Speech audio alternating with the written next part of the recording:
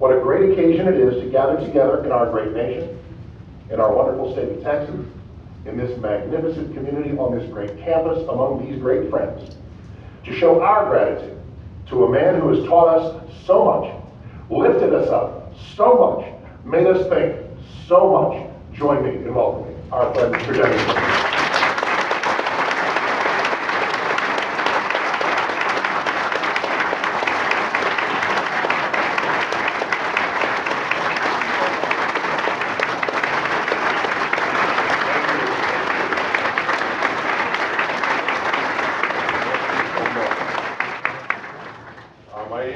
All of you stand after the talk. I am kidding. I just want to make that clear. You'll know me.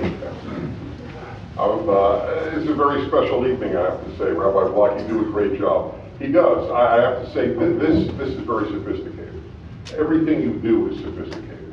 The evening, the place, his college, everything about it. So kudos to Rabbi Block for making this possible.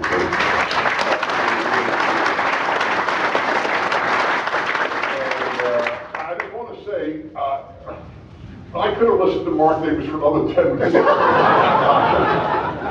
was really getting started about how wonderful I am and all the things that I do, and I was getting into it actually. You have to understand, you know the self-esteem movement, it didn't hit the Prager home.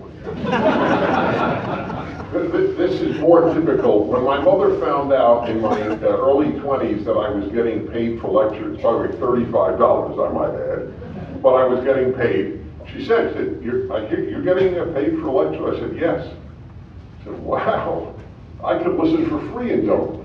So, and when you're raised in that sort of environment, you can handle these introductions without getting a swell head.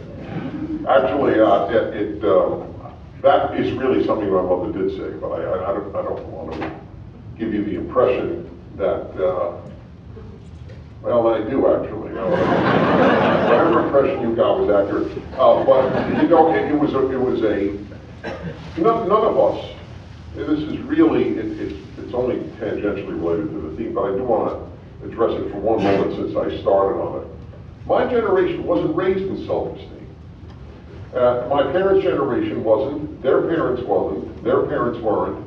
This is brand new, and it's a dumb idea. It's a terribly destructive idea. It produces narcissism, not people of worth. Because what children need infinitely more than self-esteem is self-control. And that's what should be taught to children. When I meet a 10-year-old who has high self-esteem, I actually get scared. They remind me of the kids' monster movies, where the kid is a monster. That's how I feel about it. It's not good. I don't want to meet a 10-year-old with high self-esteem. I don't want to meet a 10-year-old who thinks they're nothing but a groveling ant, but there's a big difference. And every good person I know, since tonight we're talking about good and evil, ask the 3 people in your life, relative or non-relative, that you find to be the people of greatest moral stature, ethical stature. Ask them if they, the kindest, anything that you wish, ask them if they had high self-esteem when they were a child.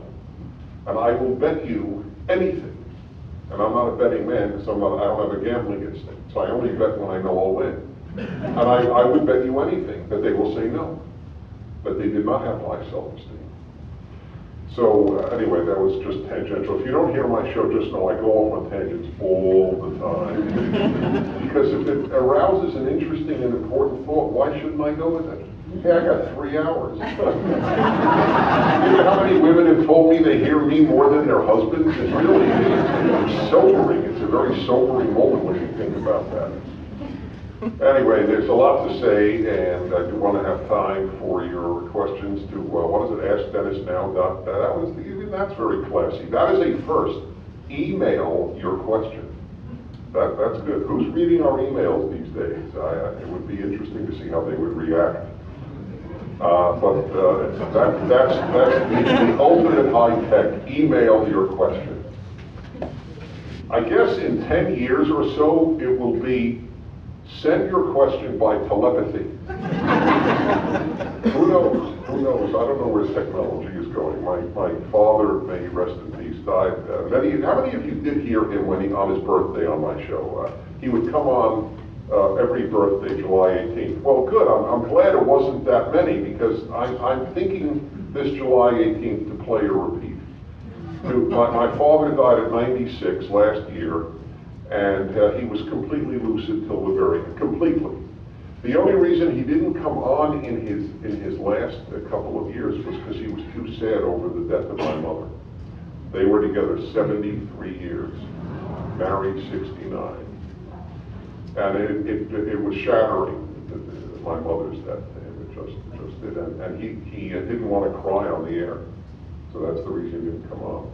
But he had a great deal to say. And I'll cite some of those things probably in the course of the evening. So let me talk about this with a little preface here. Any of you who are parents, and you don't really need to be a parent to know this, but if you are a parent, you certainly know this. We are all born with natures. It's eerie, isn't it? How much we're born with. I mean, the obvious is abilities. I'm very into classical music, and I'm very much into it. And I ask cellists and pianists and violinists, and so when did you start at 5? Why? Oh, I heard a cello and I fell in love with it.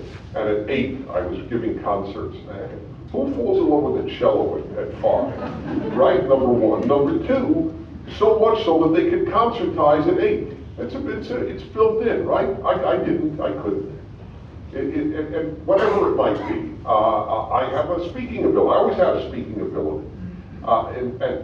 You could study speaking and get good at it, but if you have a built-in ability, it's a big advantage in speaking. By the way, there are many areas. I always do believe that if you're given A, you are not given B. I have this vision of all of us as spirits prior to birth, and we stand in line to get abilities. So on the speaking line, I was near the head. But on the how to make money line, financial ability, I was AWOL. I never got in that line. I never got in the gardening line. There were a lot of lines that I didn't get into. But I do believe everybody gets into some lines, and they don't get into some others. I was born preoccupied with good and evil. From my earliest thoughts, and might I add, it's not the best thing to be, it's best for others, but not for yourself, to be preoccupied with good and evil. When I saw on television documentaries about World War II, the Holocaust, and then other horrors, they stayed with me. They didn't leave. I couldn't then be normal. And I don't take any credit for it whatsoever. It's like the kid who loves the cello at 5. It just is. But I have been my whole life. I've been preoccupied with right and wrong and good and evil. And then I've always been preoccupied with the question, whatever the subject, I always ask the question, why? Why? I can't, again, this is another built-in trait. I always say if I had been on the Titanic, I would have been obviously very sad about drowning. But I know what I would have been preoccupied with. Why are we sinking? I would have. I just would have gone from deck to deck, or from staff members said, why is it sinking? This was supposed to be a great ship. What happened? I need to understand. Again, others benefit, because my yearning to understand, then I bring forth to you, and that helps you. You find that fascinating. So the evil question is the why, and it's not easy. It isn't easy. Why is there so much evil? Incidentally, it's not even easy to answer, why is there so much good? Good to me is as big a riddle as evil. Why are some people so good is a very tough question. If we knew the answer, hey, we bottle it and have a great world, right? This is how you make good people. Have a great day. You know, take 3 of these and then call us in the morning and tell us all the good you did last night. It's not easy. That's why, if I may macroize this for one moment, because colleges have so little wisdom, they ask the wrong questions. They ask, why did America have slavery? Why did America have racism? Why did America have bigotry? Why did America X, Y, Z? That's a foolish question, because every society in the history of the world had all of that. It's like saying, why did people breed? Slavery was universal. So the question is not, why did America have slavery? The question is, why did it abolish it? What societies outlawed it? That's the question to ask. You don't ask, why did America have poverty? You ask, poverty was universal. That was the normal human condition, poverty. Why did America become so affluent? That's the only intelligent question. But there's no wisdom at our universities, and there are agendas, and so the kids are raised with foolish questions. They're preoccupied with America having had slaves instead of preoccupied with why it abolished it. What ideas arose to abolish it? Or poverty. Everyone is impoverished. Affluence is the aberration. Wealth is the aberration. Freedom is the aberration. Not why did America put Japanese citizens in internment camps in World War II. That's a question that's interesting, but it is not ultimately significant in understanding the country. What is significant is, why did it become the freest country on earth? Why are there so few free countries? Why? We ask the wrong questions, so when you ask the wrong questions, it's like if your carburetor breaks and you analyze the air conditioner, you're not going to solve the carburetor problem. You have to ask the right questions. So anyway, why so much evil? Just to make the premise clear, I don't think most people tend to really assimilate how much evil there has been. And is at this moment as well, but certainly has been. 20th century, for example, was so staggeringly cruel through so many people, through hundreds of millions of people. That's of course, it's a sum that doesn't mean anything.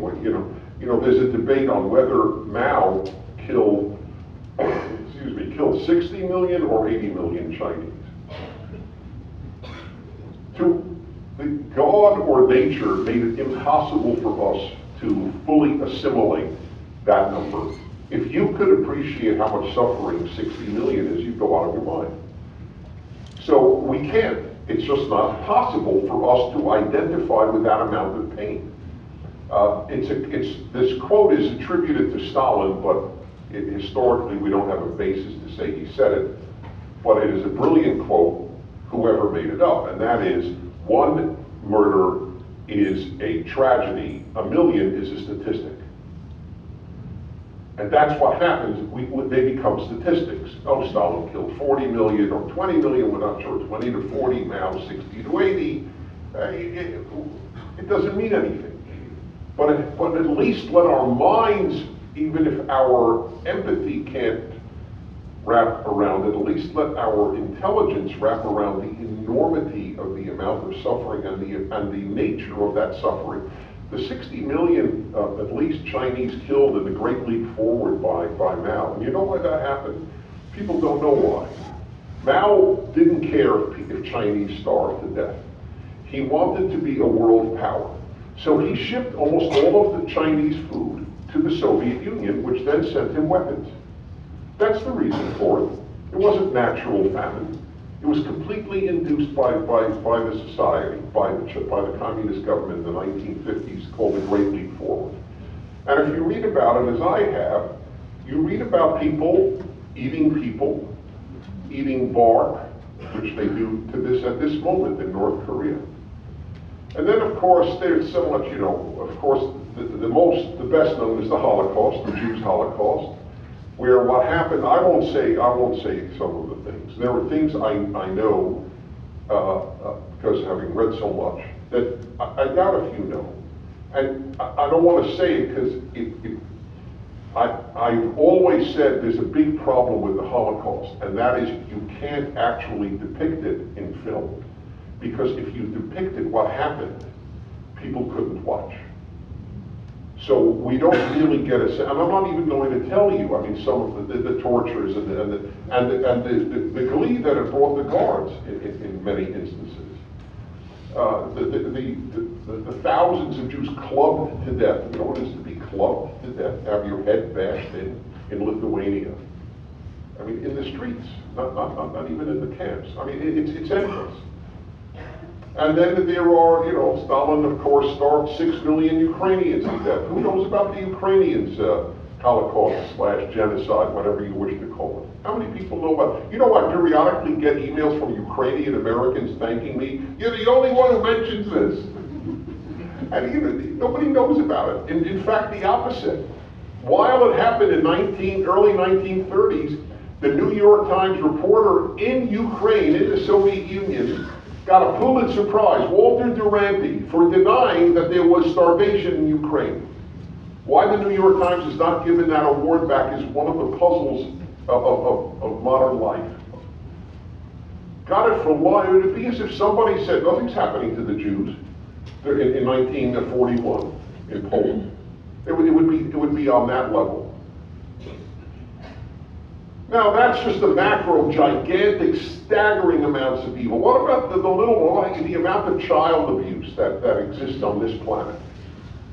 I am stunned, and you know I am not of the variety that our colleges are rape centers, and I think that's hysteria. But I don't think it's hysteria to speak of the vast number of females who have been abused as children. And this is among the best societies. Imagine what it is like in other societies. I mean, I would say half the women that I have known who have opened up have spoken about being abused as children. And of course, boys are abused in other ways. And so, you know, not to mention, you know, I was wondering, should I put burglary on the list? You know, after all of that, oh, you only had your house robbed. But anybody who's had their house robbed has effectively, in some ways, it's not the same, I understand that, but it's a form of rape. If you have your home invaded and torn apart, it is a horrific feeling. You don't sleep right for a very long period of time. Your house is not your place as it was before that. And how much, that happens so often they don't even prosecute it. The police chase people who text while drive much more avidly than they do the people who burglarize homes. But there was so much of that. And then, of course, the one that I only hesitate to mention because of the extreme nature of the act, and that is driving slowly in the left lane. I'm sorry. Thank you very much. Mark is along with it. I have to say a word about this. Okay, it is not up there with child abuse and torture. I acknowledge that at the outset. But it's evil. It's just evil.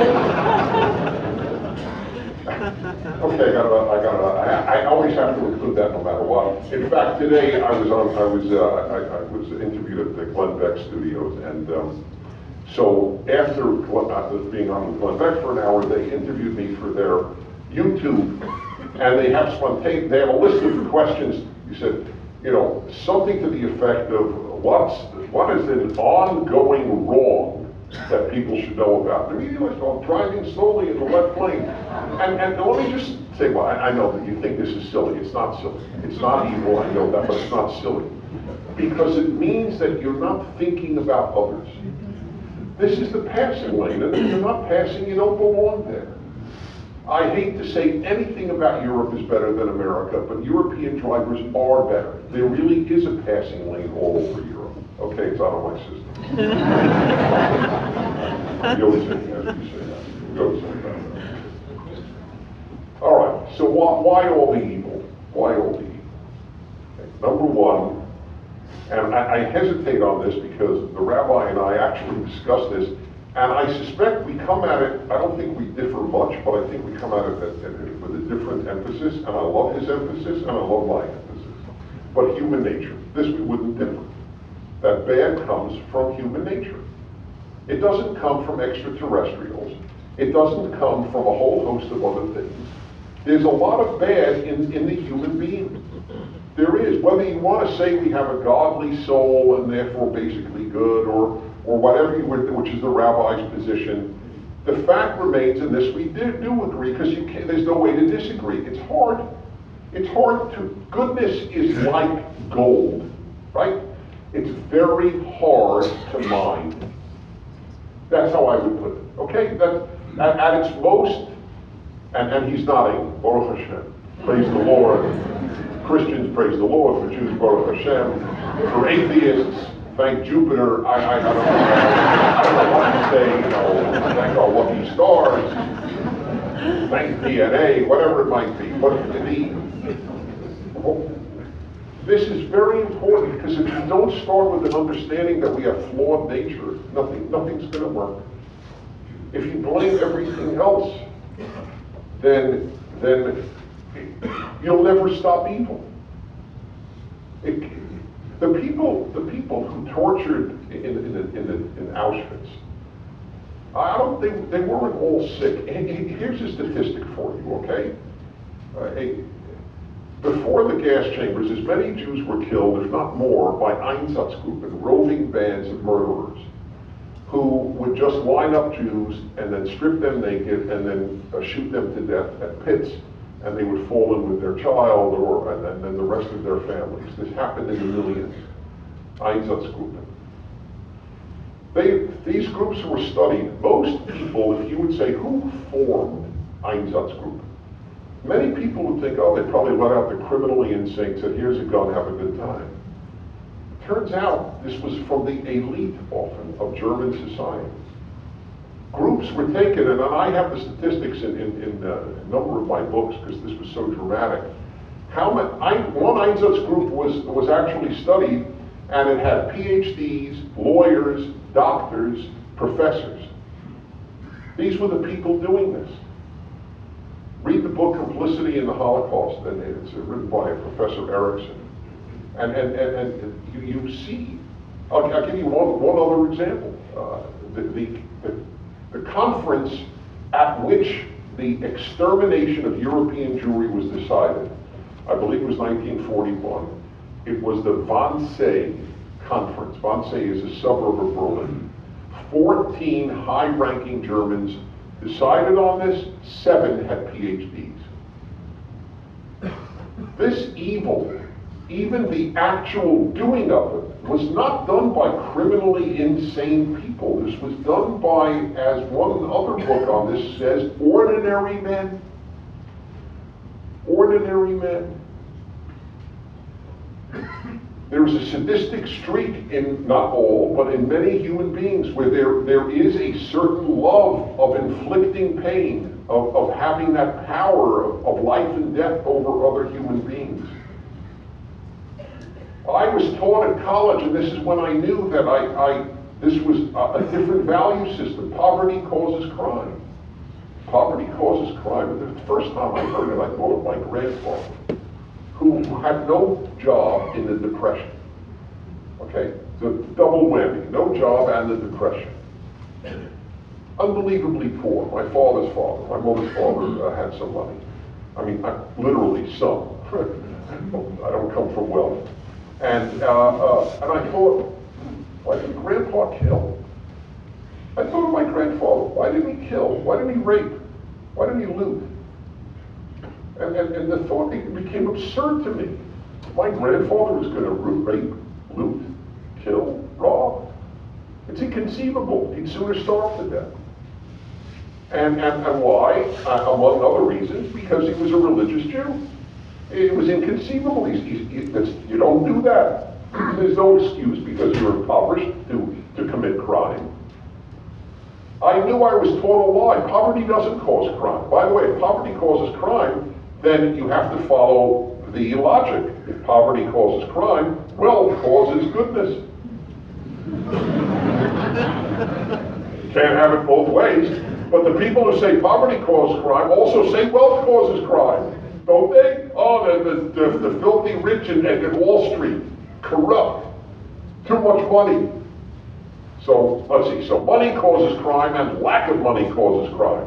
Hey, do you know how often people say, "Oh, the reason because of that there were so many Muslim young men who were attracted to the cruelty of Islamism is that there was so much unemployment in the Muslim and Arab worlds." They say that. I mean, this is a New York Times columnist. The President of the United States has said that.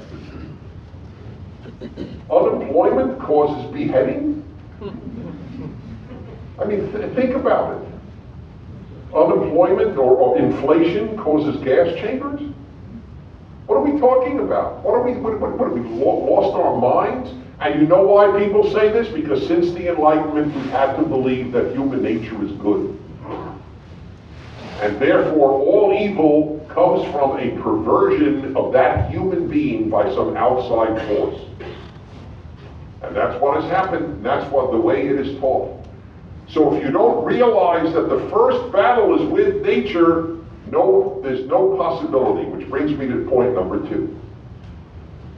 If you have to, therefore, raise every child to fight with his own nature. This is the most important thing you can teach a child. I said earlier, self-control over self-esteem. I realized too, I went to Jewish religious school, what we call yeshiva, till I was 18 years of age. When I got to college, I realized I was raised in a different world. And that world had good values. I like its values.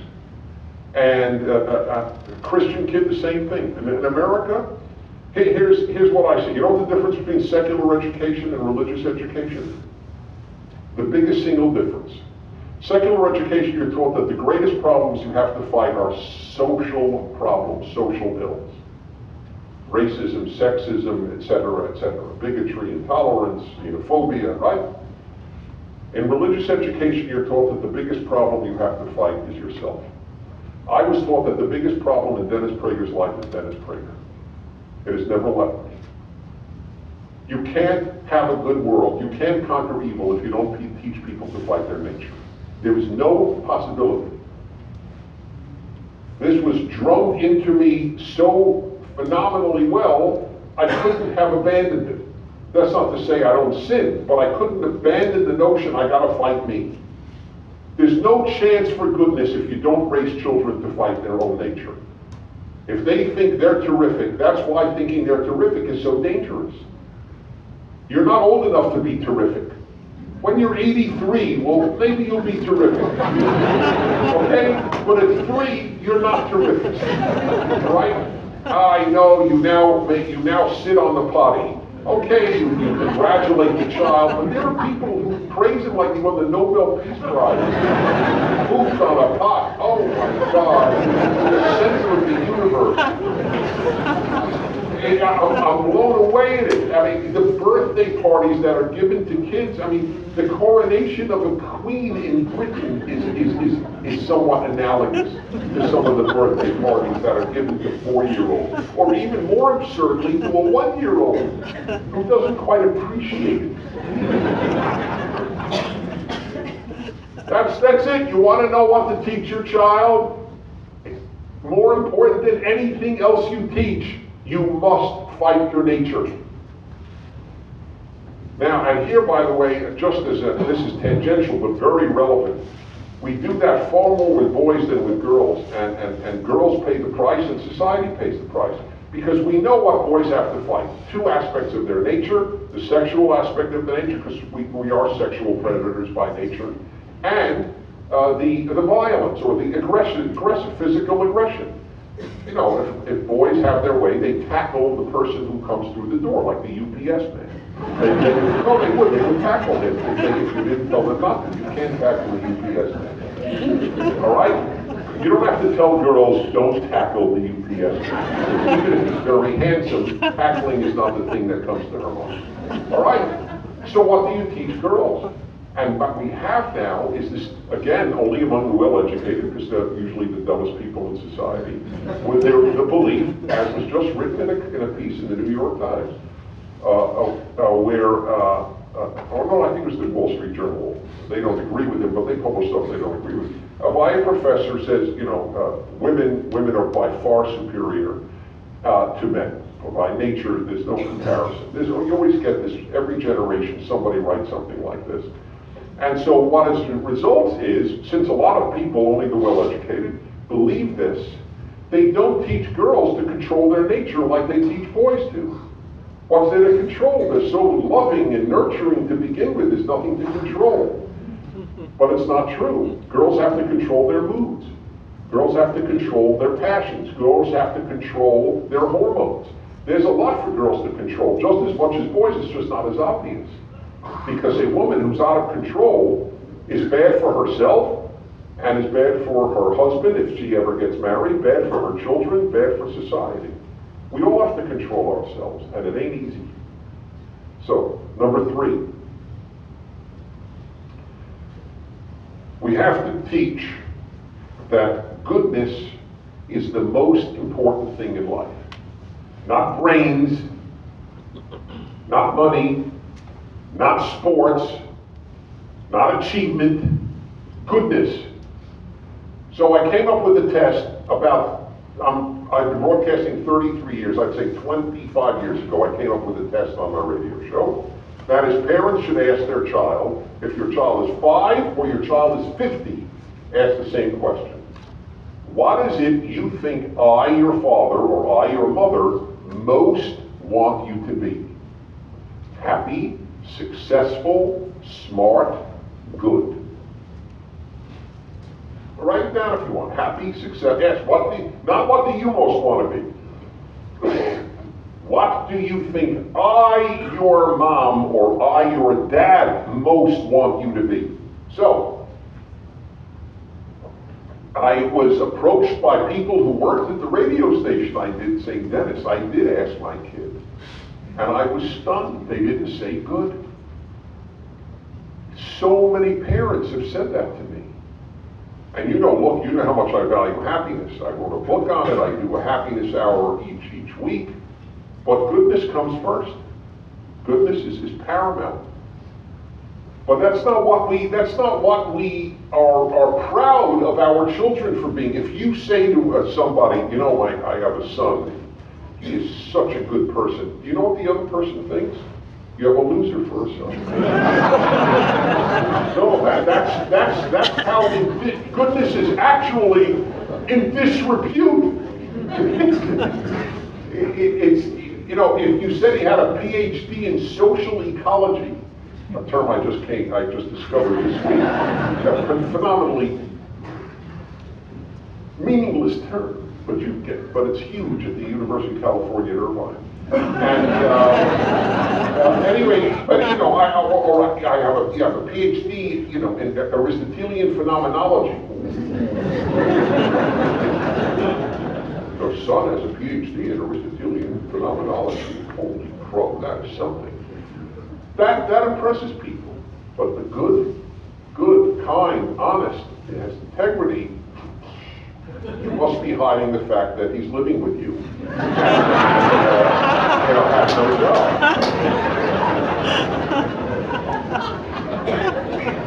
Goodness has to be number one. It has to be number one. And it isn't number one. For so many, again, the well-educated, that's not number one. There are so many other things, I told you, smart and all those other things. But there's another problem in that, and that is that we don't teach them that's what makes you a good person has been changed. If your child runs 5 kilometers for breast cancer, then you have a wonderful child. But that's not true. It's a nice act, but it's not. We don't know the child's character.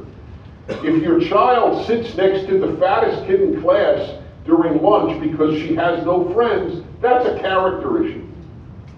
But running 5K for breast cancer is nice, but it doesn't. I don't know anything about your daughter's character.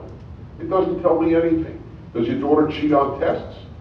That's something. You know, I'll give you an example. You know what else is held above goodness? Health. And I'll give you one, and I bet, and even in this audience, with most people in sync with me on values, I'll bet you this would be far from universally agreed with me on. And that is, would you rather your teenager smoke or cheat? And if you have no idea how many people vote cheat. To me, it's not even a question. Not even a question between tobacco and lying, tobacco and a character defect. If they smoke cigarettes, the worst that can happen is that at around 60, they will die prematurely, which is very sad, though I won't be around to see it. So I'm spared that pain, but I'm not that selfish. I do care if my child lives long. But you know what? There is a cure for that. There's very few cures for bad character. Anyway, you got to send a message. Life is all hierarchies. Life is all, this is more important than this. This is more important than that, and that is more important than the other. And that's really one to ask your child. Do you think I'd get angrier if I found out you were cheating on tests or smoking cigarettes? That's an interesting one to ask your child. So goodness just isn't first. Character isn't number one. So then we ask, gee, why is there so much evil? Because who's making goodness important? And why don't we make goodness important? It goes back to number one, because we think you're already good. After all, so what does a good person need? Doesn't need character development. Good person just needs a loving environment and no poverty. Right, because poverty causes crime. But of course, if all you give is love to a child, you'll end up with a well-loved barbarian. I assure you that happens.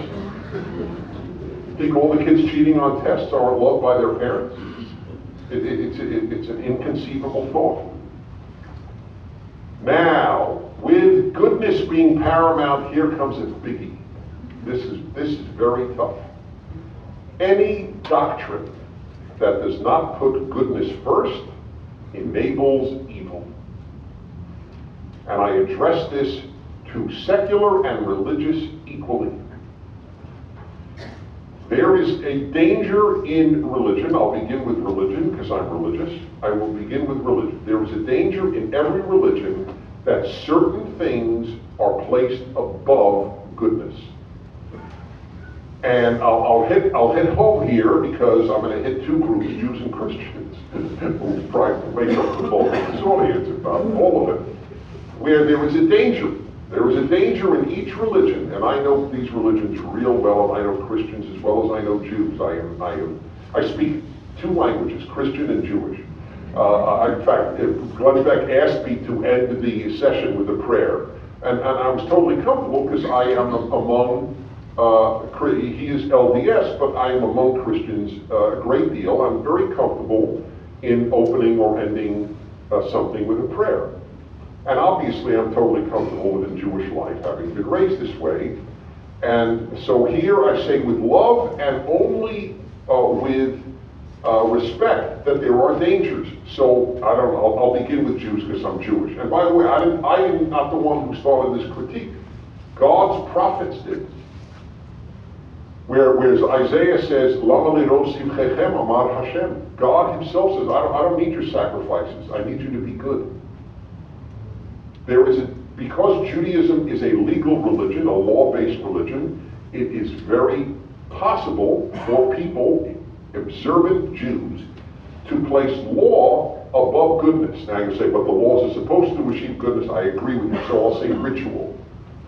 Ritual, and I believe in Jewish ritual. I want to make that clear. But it is possible. And my friend, Rabbi Joseph Telushkin, who wrote the great book on the head of the great biography of that Rebbe, this extraordinary human being, the most significant Jew of the last century, was written by my dear friend Joseph Telushkin. I went to high school with. We wrote our first books together, and he has made this point often about what it is, and he made it when we were in high school. He said, ask a Jew to define a religious Jew. Define a religious Jew. And they will all say, keeps kosher, keeps Shabbos or Shabbat. But they will never say, and treats his fellow man beautifully, and is honest in his business dealing. But that's as much a religious Jew as kosher, by every definition of Judaism. But what's happened is, too often, X is placed above goodness. In Christianity, here's one. Christianity is not legal-based, obviously. Christianity is faith-based. You could place faith above goodness. That is a danger that could happen in Christianity. These people have the right faith. They don't treat people decently, but they have faith in Christ. That too can happen. In other words, in life, all your strengths can also be your weaknesses. That is the way life works. Christianity's strength is faith, Judaism's strength is observance, but both can be their weakness if goodness is in one. And this is not me talking, this is God. Micah 6:8, I believe it's 6:8, and it is the best. Hey, hello, this is God, I'm paraphrasing. I'll make that clear. Hello, man, and man, not Jew. It's amazing. Man, human being, has God not told you all he wants from you? To pursue justice, love, mercy, and act humbly with your God. Have a great day. When the greatest rabbi of all was asked to summarize Judaism on one line, he said, do not do to others what you would not want done to yourself. The rest is commentary, now go and study. The rest is commentary, but the first is ethics. How did Christianity in Germany utterly fail? Utterly, with 1, 2, 3, 5, 7 individual exceptions. It saddens me to read about it, because I root for Christianity to succeed. But it failed.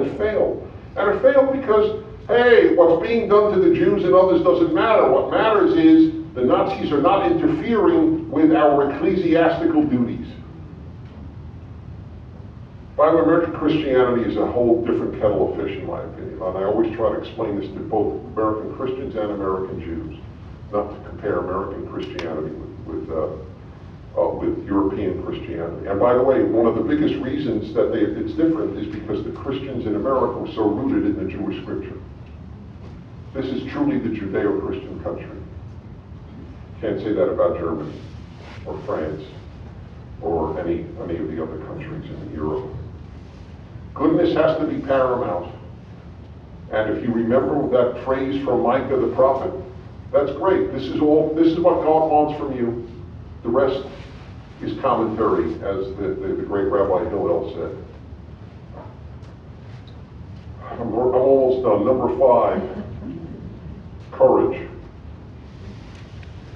Goodness is not possible without courage. If everybody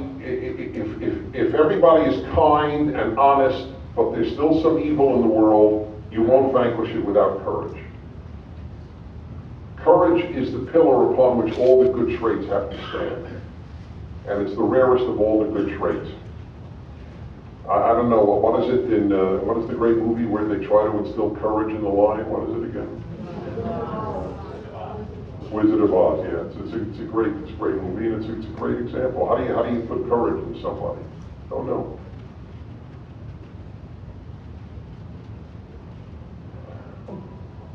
And now, finally, and here we actually come to the medical center of Plano and to Chabad. This will strike you as fascinating, whether you agree with it or not. And most of you probably will agree with it. Don't try to save the world. All of the attempts to save the world, virtually every, has led to hell. Everybody who tries to make paradise on earth ends up making hell on earth. Sorry, it's bad news for all the people who want to, go to college and then they learn, hey, I'm gonna make the world. I'm gonna really make the world better. I'm gonna save the world. It sounds nice. It's meant well. It doesn't work. Goodness is achieved one by one by one by one. That's the only way. That's the way it is. Evil can be massive. and good is done individually. That's why when you run for breast cancer, it's sweet. But I want to know, do you visit girls with breast cancer? That would be more telling to me about the character of that girl, of your daughter, if every month, forget every week, every month, visited somebody with breast cancer in a hospital. That's powerful. That's making a better world. The funds are going to be raised for breast cancer, and what your 5K run raises I don't think is going to solve the problem. But since everyone is an entire universe, every human being is an entire universe, just making one woman with breast cancer feel good getting a visit, you've saved the world. That's a major Hebrew saying. Whoever saves one person, it's as if he saved the entire world.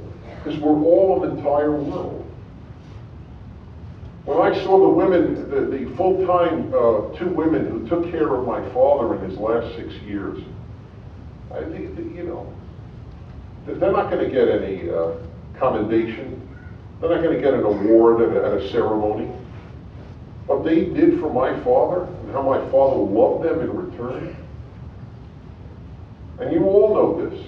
That's why I have a great phrase. I adapted it in part from my friend and co-host on AM 660 here in Dallas, Bill Bennett.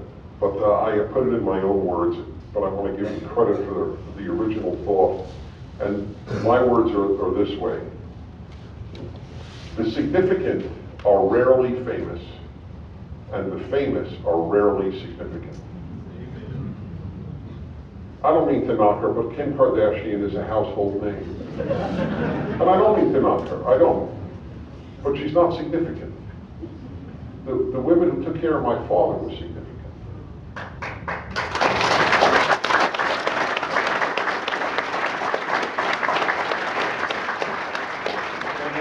And it's a big problem because kids today don't think of goodness in terms of individual acts of goodness. They think in terms of great movements. We're going to save the planet. To save the planet, visit a sick man in a hospital. That's how you'll save the planet. Okay? It's nice to recycle, but better is to visit the sick. They're not taught that. Everybody's saving the planet. Nobody's doing any good for anybody. It doesn't help. I know that the amount of LA County where I live is banned plastics in supermarkets. So now everybody gives their dirty used bag in the supermarket to put the supermarket items. It's an act of colossal stupidity. But they all went to graduate school. And so I'm told, do you know that you'll love this because of the state you live in here, and that you know the amount of plastic in the ocean is the size of Texas. So to which the answer is, okay, well, I don't believe it, but let's say it's true, it's the size of Texas. Do you know how big the ocean is? Do you have any idea how tiny Texas is in the ocean?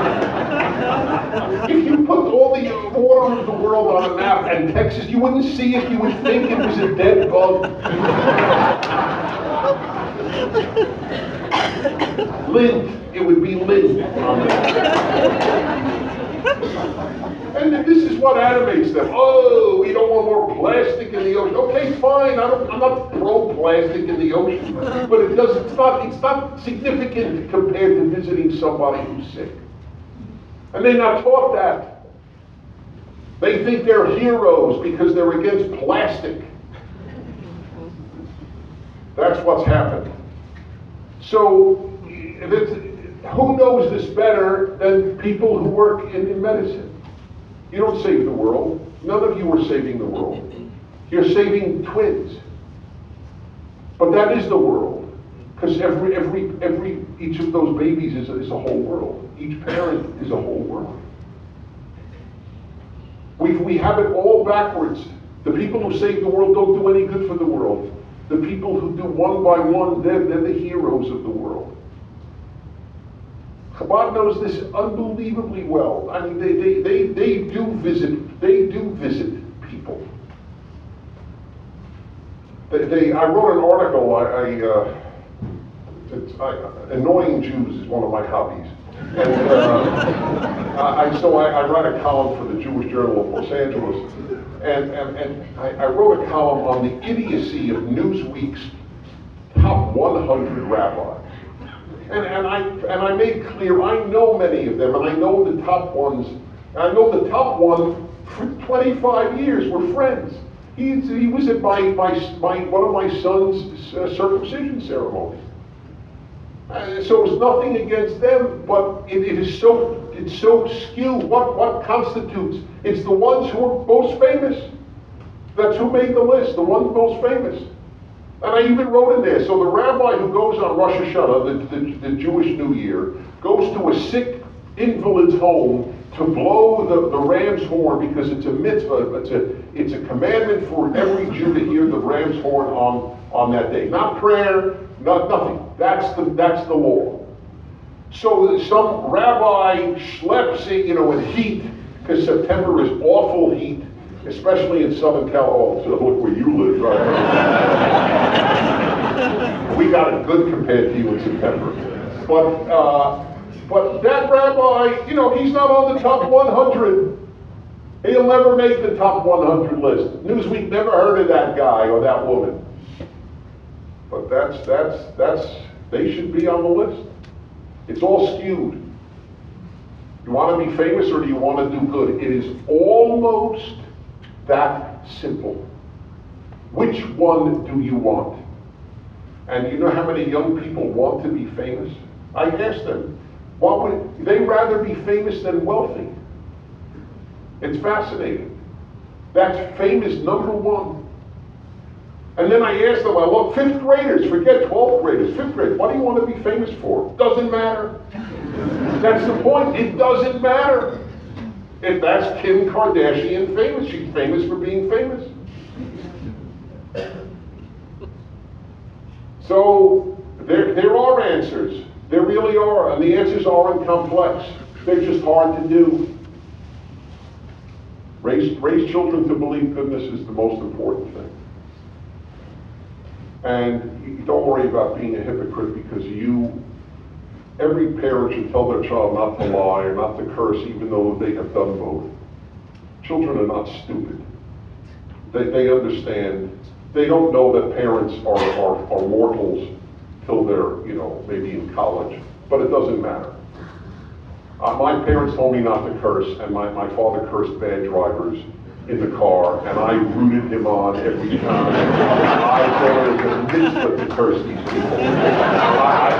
I had no issue with it whatsoever.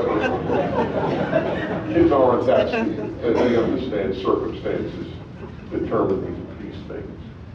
So with this, if you don't try to save the world and visit the sick person and comfort the fat kid who doesn't have any friends and don't cheat on your tests, and if enough of you do it, then we will save the world. Thank you very much.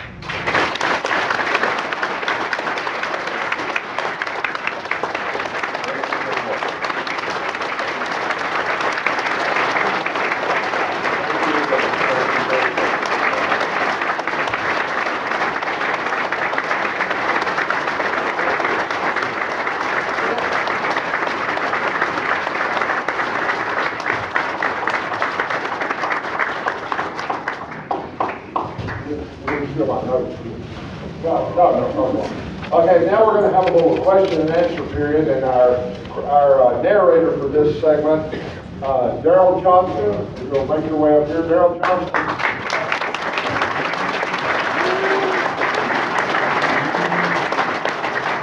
Now, you don't know him, and I'm not going to go into all the things he did, football, all that stuff. He's on Fox, but what you don't know is that I know that he said on his bucket list is he always wanted to share a stage with Dennis Prager. Well, Daryl.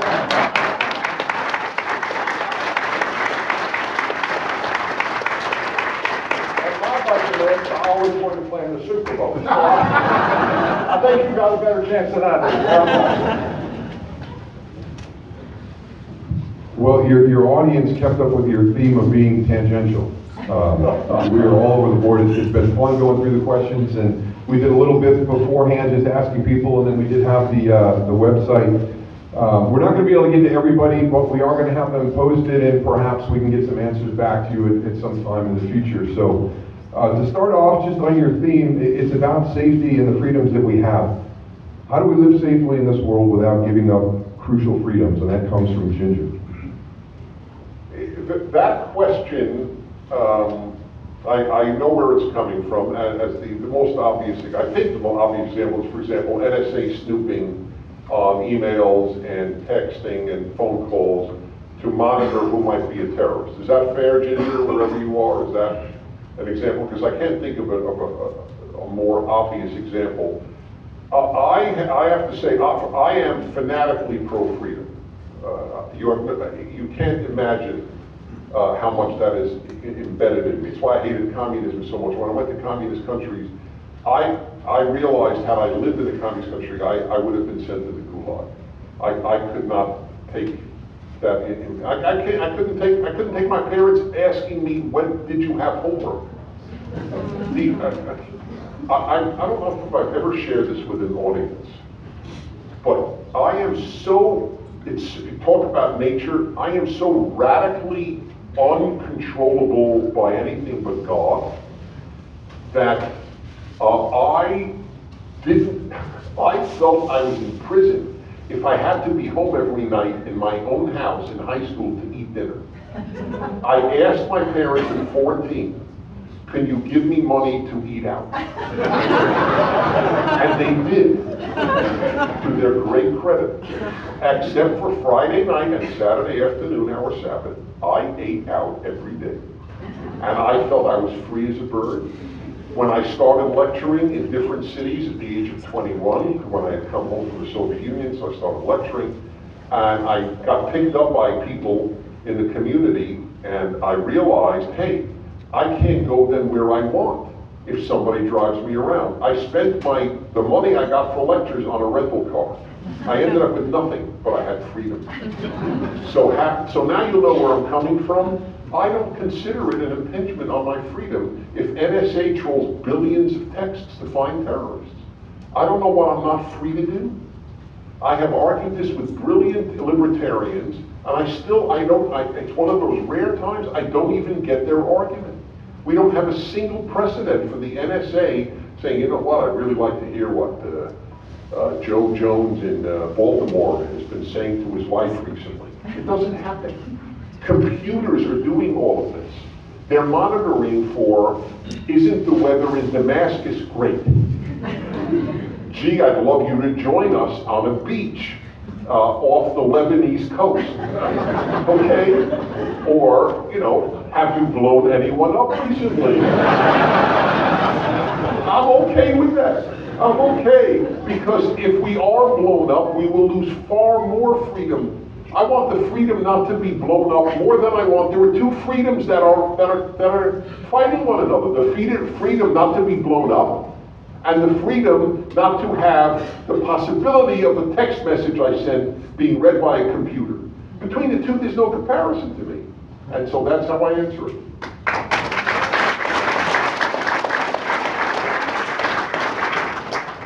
For Mike, your dad was a huge baseball fan. How did you become such a big hockey fan? Freedom. I have no answer. It is like asking why somebody likes, my wife likes pizza with the following combination, which even as I say it, I develop some nausea. And that is pineapple and onion. I think it's disgusting. Now mind you, and she's not pregnant. Pregnant women, okay, we understand. She actually orders it that way. So I eat my pizza in the other room. And everybody's fine. I have no answer to why I did. I can give you an answer, but all of you who are not hockey fans will have a slight disdain for me, but I'll risk it. It's constant. There's no sport that is constantly moving.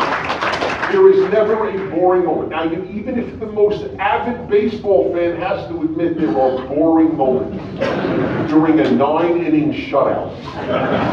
Okay? Those who appreciate pitching love pitchers' duels. Fans tend not to. So, but by the way, this is my second favorite of the sport. But it developed at a very early age. I went to New York Ranger games on Sunday nights, and you know what I did? It shows you what's built in. Mark, you will love this. You know what I did at the hockey game? I went with one of my friends. We would sit in the cheapest seats. It was $1.50 up in the balcony. And I would announce the game talking into my fist. I would announce, and he would laugh for 60 minutes, 3 20-minute periods, because I would inject commentary the entire time. So it was like the nascent talk show host, but announcing a hockey game.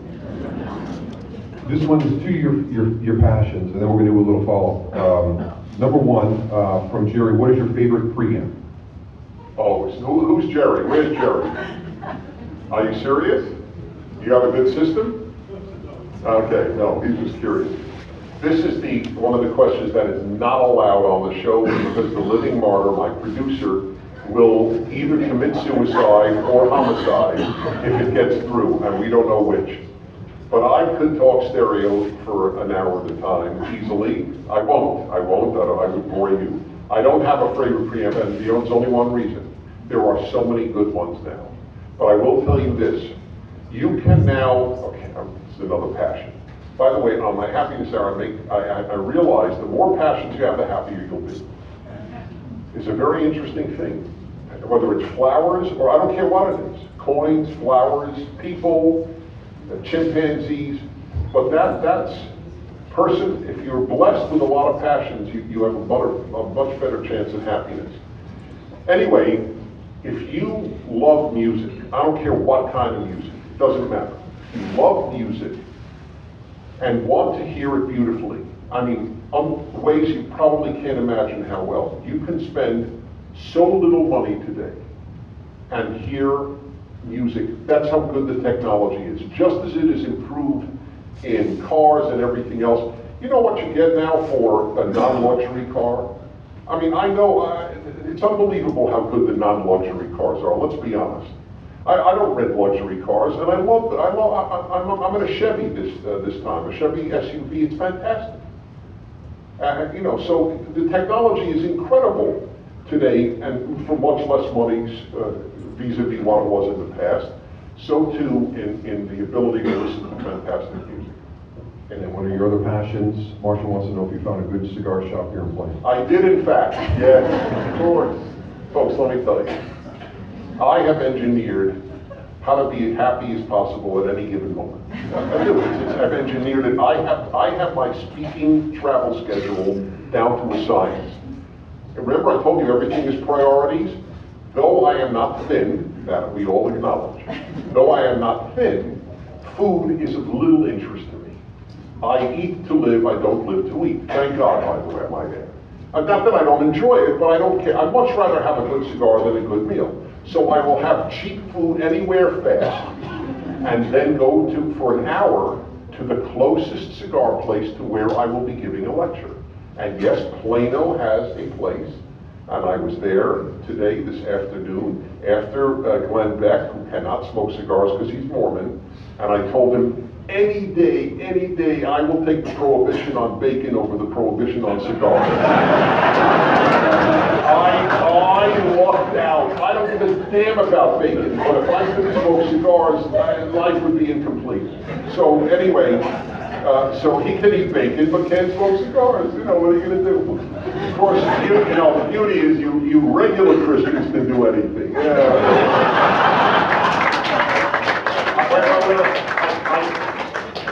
Should I go on a tangent or go to the next question? Tangent. Thank you. God bless you. Okay. So listen to this. This will crack up the Christians here. When I was a kid, I grew up an Orthodox Jew, and it was in Brooklyn, Orthodoxy, you know, you live in a closed world. I didn't meet non-Jews, I didn't meet non-Orthodox Jews, I met other Orthodox Jews. But I had a craving to meet. I remember interviewing the mailman. He wasn't Jewish. I just had to talk to him. What is it like not to be Jewish? I just, that was basically what I was trying to figure out at 11. Anyway, one time, I started listening to Christian evangelicals, televangelists, radio evangelists. I was fat. My parents didn't know what was going on with me. Who listens to this? Most Christians don't even listen to this. But our Orthodox son is listening to this. Okay, fine. So I realized something. My God, all a Christian needs to go to heaven is to believe in Jesus. God, are they lucky? I remember I had Christian envy. You mean they could drive on the Sabbath? They could eat bacon? They could have ham? They could do all, and they still go to heaven? What a deal. It was very interesting. Now, you want to know why I stopped having Christian envy? Curious? Now, this is fascinating. So, this is what happened. It isn't that easy. Christians have not made it quite that easy. And here's the trade-off. We, in Judaism, you can't do this, you can't do this, you can't do this. Okay. But Christians, I realized, and how did I realize? I don't know, this on a serious note. I don't know how much God intervenes in any given person's life. I don't know, I'm an agnostic, I'm not an agnostic about God. I'm an agnostic about God's intervention in any person's life. He may well be, I'm always afraid to say he is, because who am I to deserve God's intervention? That's how I look at it. 6 million Jews didn't deserve God's intervention, and Dennis Prager is going to get it. That's what I say to myself, okay? Nevertheless, if God did intervene in my life, he intervened in giving me as my first radio job, the moderator of a very popular show in Los Angeles on ABC radio of a priest, minister, rabbi each week for 2 hours. Different ones each week. And I really got to learn Christianity well.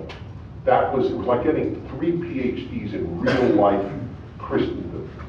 And I realized by about year 4, Christianity absolved Christians from all of these laws, because the laws fulfilled in Jesus and so on. But there's a trade-off. Christians have all these thoughts as sins. We Jews don't. So we have a more or less, so you ready for the greatest of all the stories? And then we'll go to the next one. Okay, here goes. You really got me on a roll tonight. I have no idea why. I think it's just a wonderful ambience here. So listen to this. Every night, 10 years, that's 500 subjects. Some of them I repeated, so 400 subjects. I would pick a subject and I would ask the priest, minister, and the rabbi to comment on it. Then we take calls. So one night I go, okay, it's 5 minutes to the hour. I never showed up early. I go, pastor, father, rabbi, the topic tonight is lust. You and your religion's view on lust. So, okay. So I always started Protestant, went to Catholic, went to Jew, then on the second round I reversed it. So here goes. So pastor, as you understand it, Christianity's view of lust. So he spoke, he cited of course Jesus in Matthew, whoever lusts after another woman as if he's committed adultery with his heart, and spoke about how we need to have pure thoughts and so on. The Catholic in this case essentially said the same thing. They both said it very beautifully. Then came the rabbi. Now the rabbi that night turned out to have been an East European, bearded, yarmulke-wearing, ultra-Orthodox rabbi. I had no idea what he would say. So I go, Rabbi, Judaism's view, please, on lust. He strokes his beard, there was silence on the radio, then he looks up and he goes, Dennis, lust, schmust. That was it.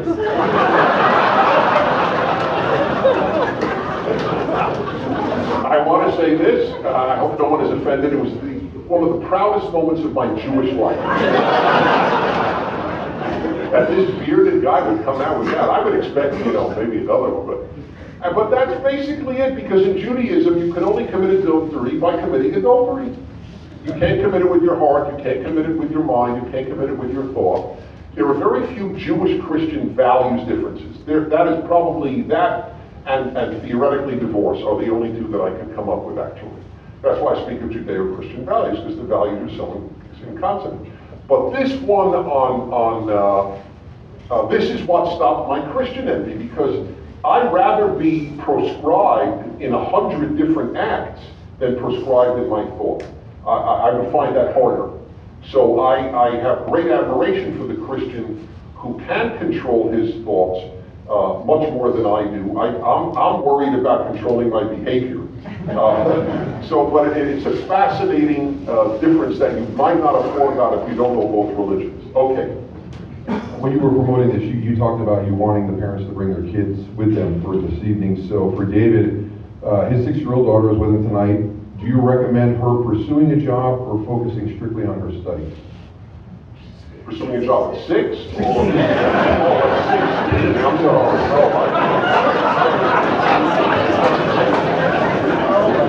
That's a precocious kid. I thought that.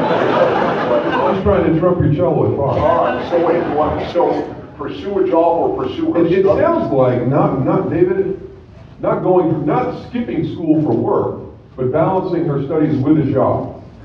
Well, yeah, that is the ideal. And that, by the way, that was the norm. My generation, certainly the generation before you, worked and went to school at the same time. Today, that's considered like, juggling 17 objects at the same time. It's not really the case. Sounds like you got a great daughter that the two options are there. But I do recommend to everybody that they not go from high school right into college. I think it's a very bad idea for the vast majority of kids. You don't grow up in college. It's really a kindergarten for older kids. To go from it is, and that includes most of the professors, not all, but most, especially in the liberal arts. They've gone from kindergarten to PhD without ever leaving school. When do you grow up? You don't grow up in school. No one grows up in school. No one. You grow up in the world. And so let your daughter or son have a year in the world. And that's powerful. By the way, what I do recommend in that regard is work, ideally as a waiter or waitress, because then you have to smile and be nice to people, a tremendous character builder, whether you like it or not. You can't say, I'm in a bad mood, I won't smile at my patron. You don't get a tip. And that's one of the beauties of capitalism. You earn your money. You earn people's respect and satisfaction. But I do also recommend, here are some, and it is not because I'm a Jew. I think it's pretty clear I'm not a chauvinist or anything like that. But I do believe that any kid who spends a month, 2 weeks, 4 weeks in Israel before going to college will be much less likely to be indoctrinated about America. About America. When they come to college, because Israel is the bête noire of universities right now. So when they go and they actually experience what a decent place it is, and then they come back and college tells them what an indecent place it is, they will finally have a way to say, wait a minute, what else false am I being taught here? So it's a very healthy thing to do, is to send your kid there for a couple of weeks, as well as work as a waitress or waiter somewhere. But straight from high school to college is, to my mind, just not, generally speaking, a wise idea. How are we doing time-wise, Cheryl? How about if we take one more question? Okay. I'm going to be completely rude then. This is something that I've always wanted to ask you.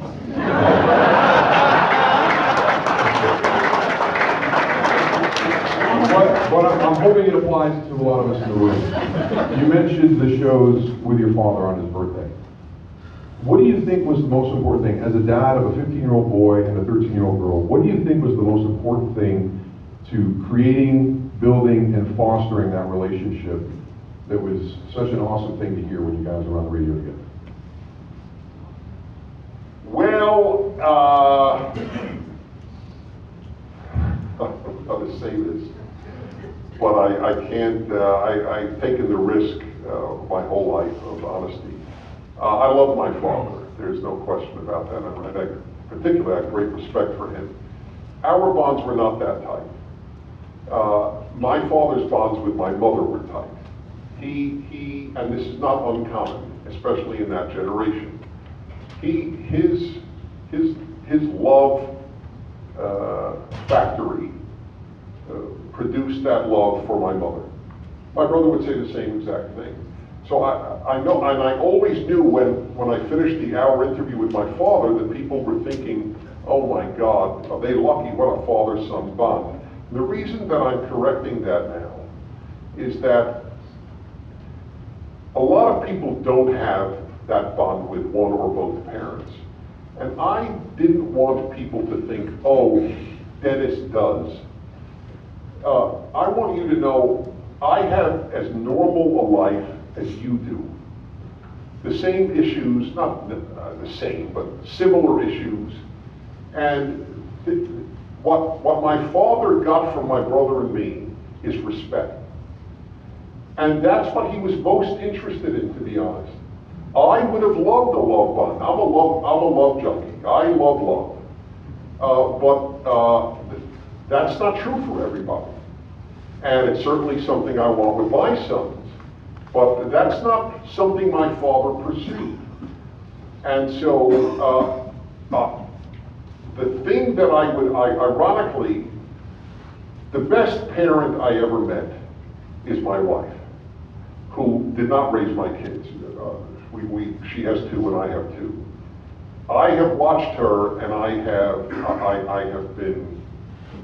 had my mind blown. She is adored by her sons. And yet she did it through fairness and strictness. She didn't hug them a lot. She didn't tell them she loves them a lot. She just raised good kids who respond to their wonderful human being mother with incredible love. I don't know if constantly telling your child how much you love them makes that bond. I don't know. I'm serious. I don't know the answer. I think the child picks up, first of all, you don't want to pursue your child. I think one of the biggest things that I think I did, and I know my wife did, is we were not their buddies. You won't have a bond if you're their buddy. Buddies are a dime a dozen. Parents, you only get 2 if you're lucky. So oddly enough, that's what I really believe. You have a son and a daughter, you say? They need a father. They don't need a pal. And if you just remember that, and you model, and I suspect that you do, the good man that you are, it is almost inconceivable to me that they won't love you. It could happen, but it is very, very unlikely. They want a father. People want a father to love. It's not like you have to build it. It's there. The yearning is there. The question is, will you shatter it? And you won't shatter it. But that's what they want. And if you are also warm with your fatherliness, then it's I was going to say touchdown, but I don't want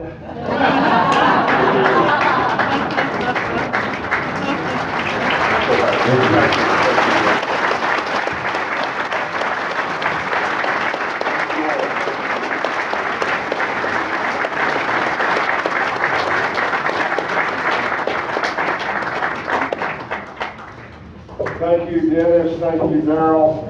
Thank you, ladies and gentlemen. Congratulations again to the Medical Center of Plano. For those of you going to the dessert reception, it's somewhere out there.